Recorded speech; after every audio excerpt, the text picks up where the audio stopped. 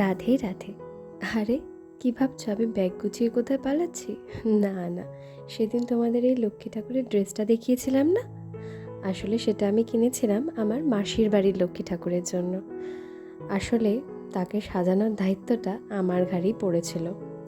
তাই সকাল সকাল উঠে স্নান সেরে ব্যাগ গুছিয়ে বাবার সাথে বাইক করে সেদিন চলে গিয়েছিলাম মাসির বাড়িতে। অনেক দিন রং না করায় মায়ের মূর্তিটা এরকম হয়ে গিয়েছিল।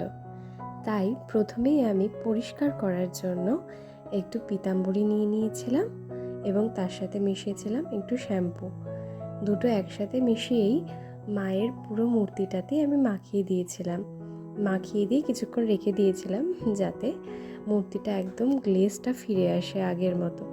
তারপরে আমি ধুয়ে দেখো রং করতে বসে গেছি। আর পুরোটা কমপ্লিট হয়ে কেমন লাগছিল সেটা দেখাবো নেক্সট ভিডিওতে। হর হর মহাদেব।